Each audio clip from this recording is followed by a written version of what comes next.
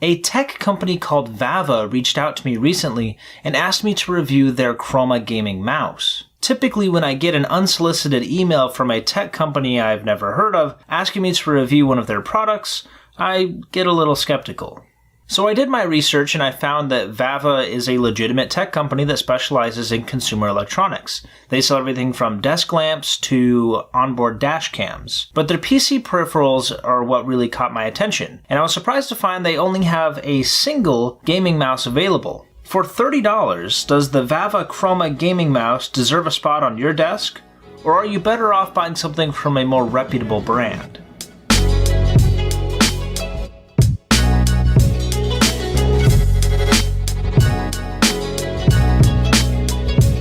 Many times with these budget-oriented mice, you'll find that these manufacturers will cut costs by making the mice smaller. It's an easy way to cut production costs. But that's not the case here. This is a full-size mouse. Its silhouette is very similar to the Razer Mamba, so if you've used that before, it's going to feel familiar to you.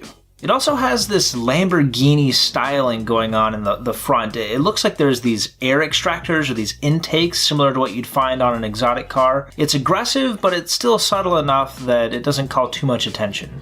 As far as how the mouse feels, it has a rubberized texture on either side of the device and also a texturized scroll wheel. The position of the buttons is also very good, especially if you're like me and you have more of a fingertip grip or a palm grip, then the buttons are going to be very easy to reach for you. It's very resistant when you press these buttons, and this could of course be attributed to the fact that this is a brand new mouse. It hasn't been broken in at all, but I imagine you'll get more familiar with how much force it takes to actuate the buttons the more you use it, but it's consistent all around. There aren't some buttons that are really easy to press and some that are hard to press. Again, a fault of budget mice that you'll find is there's not a lot of consistency there, but that's not the case here. All the buttons take pretty consistently the same amount of force to actuate. And they're rated at 10 million clicks, so you'll get plenty of lifespan out of them, and the scroll wheel itself is rated at 30,000 scrolls. I've never actually seen a rating for a scroll wheel, so they're pretty confident in the build quality of this peripheral. But let's get to the fun stuff, the features of the mouse, and I would be remiss if I didn't immediately start talking about RGB. This is an RGB mouse because, of course it is. The RGB lighting is vibrant, well thought out, and gives a consistent illumination across the entire device. The sides light up, as well as the scroll wheel and the logo. And there's 11 different RGB lighting modes that you can choose from. These have to be activated in the included software. Now, they do say you need drivers in order to use this mouse. That's not entirely true. The mouse is technically plug and play, and if you plug it in and start using it, it will give this nice rainbow spectrum effect, and you don't need any drivers to run it. Well, what they actually mean is there's an application. They say driver, but it's not a driver. It's an application that you run on your PC in order to activate some of the extra features of the mouse. First, you can set one of 5 profiles for the device. So if you have multiple people using the same computer and you like your sensitivity one way and you like certain colors on the mouse one way and someone else likes something different, then you can have 2 different profiles. Or you can set a layout for the device that will activate depending on an application of your choosing. So if you want certain macros to be activated in this game, or if you open up Adobe Premiere and you want shortcuts activated in a different application, you can set that as well. You can also remap the buttons, so any button on this device can become any other button, or you can set specific macros that can be activated as well. And these can be as complicated or as simple as you'd like. I personally don't have any need for this, but for really productive individuals that are looking for ways to cut off the smallest amount of time from their workflows, this could potentially be very useful. And then there is the sensitivity or the DPI setting of the mouse, and you can set 6 different sensitivity levels that can all be activated by the press of a button on the mouse itself. But you can set the sensitivity of each of those 6 levels accordingly, and you can use as many of those levels or as few of those levels as you'd like. And on to the lighting, and they definitely didn't disappoint when it came to the lighting options that are available to you. Let's go over them very briefly. First, there's the colorful rainbow, which is the setting that it uses by default when you plug it into a new machine. You can adjust the speed or the direction of this setting. Then there's the steady setting, which effectively just picks one color, and you can decide what color that is and illuminates it on the mouse, and you can also choose how bright that color is.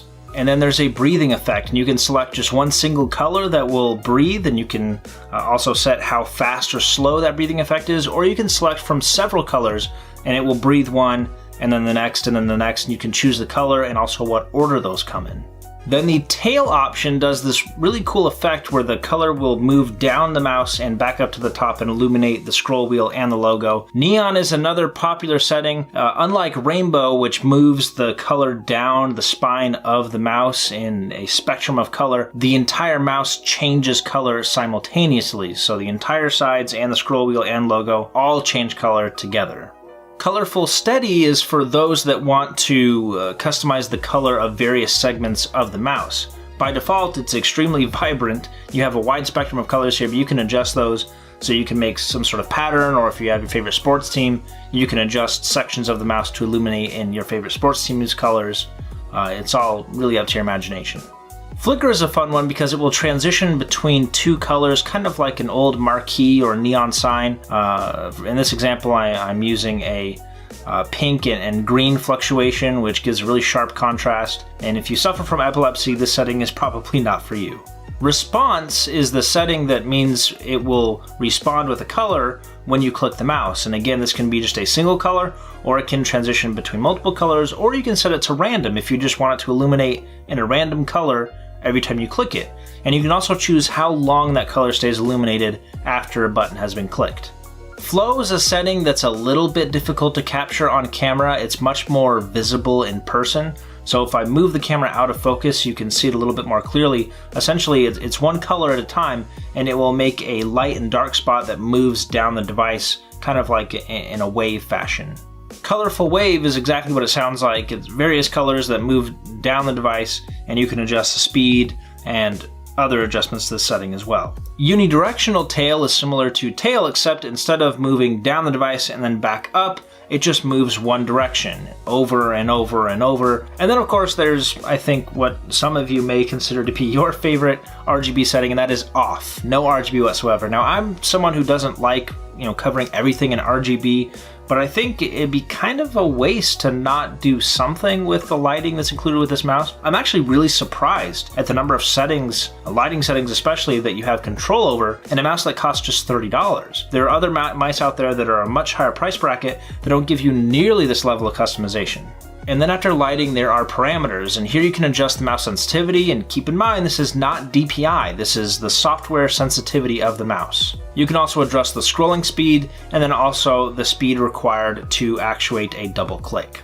To activate the various DPI levels that you assigned using the software, there are two buttons adorned on the top of the mouse. There are 6 levels, and it can go all the way up to a DPI rating of 4000. And you may like this, you may not like this, but there is a notification that appears on screen when the DPI setting has been changed. So if you're someone that is constantly switching between the DPI settings, that may get a little bit annoying.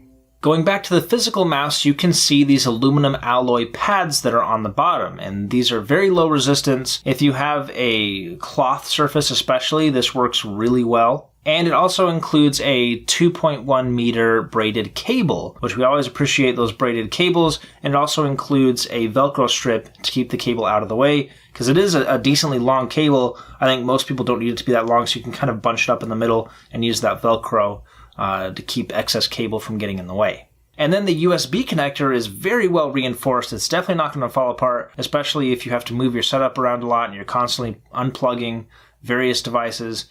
This is not going to come apart, and this is really a testament to how good the build quality is on such an inexpensive device. At $30, the Vava Chroma is positioned to compete with the Corsair Harpoon and the Roccat Lua. The only peripherals that you can get from Razer or Logitech at this price point are mouse pads.